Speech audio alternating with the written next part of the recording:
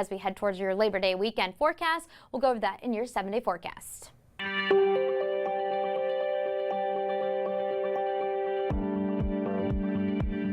Keeping the lights on here in Texas has been the state's focus since the deadly 2021 winter freeze led to statewide power outages. Since then, companies and Texas's grid operator ERCOT have found renewable routes to make sure that Texans don't stay in the dark.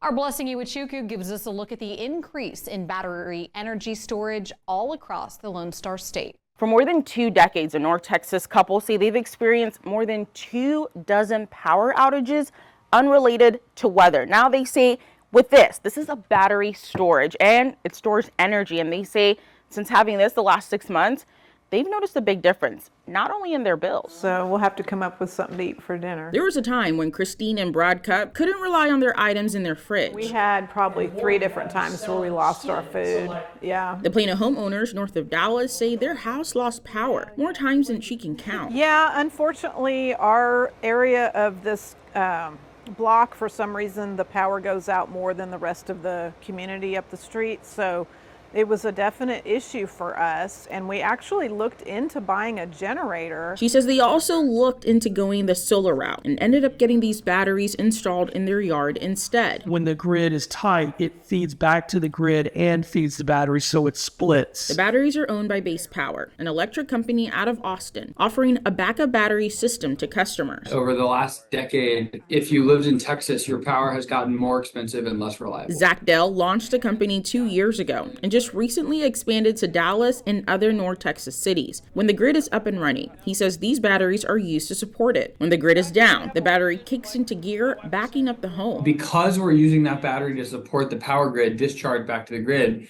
when demand is really high, we're able to lower your electricity bill as a result. Texans are also seeing these battery backups on a larger scale. Take a look at this Tesla Megapack battery storage unit in Roy City, just east of Dallas. The company plans to continue expanding these substations across the state. Back in 2022, the Public Utility Commission of Texas told the Electric Reliability Council of Texas, or ERCOT, to launch a pilot project. It was to test how batteries and other power sources could help make the grid more reliable. At the time of Winter Storm Uri, we had, I think the number is like 200, 300 megawatts of batteries in the state. We're at about 14,000 now. Doug Lewin is the host of the Energy Capital podcast with more than 2 decades of experience in the energy sector. He says he expects within 5 to 10 years or sooner, appliances will have tiny batteries integrated into them as well. So those two things are robust economic growth and the potential returns for investors. The market structure we have here, I think, make us likely to pass California on batteries in the next 2 years or so, maybe even sooner. And the battery is charged at 99%. A backup source the Cubs say has given them peace of mind. It's working out really well. In Plano, Blessing Iwachuku, Spectrum News. Thanks, Blessing. And did you know that Texas actually leads the nation in renewable energy when it comes to wind and solar power? ERCOT data reveals nearly 14,000 megawatts generated in the state comes from battery power storage. Dell says by leveraging the technology they developed in the battery, energy bills can stay low while the lights stay on.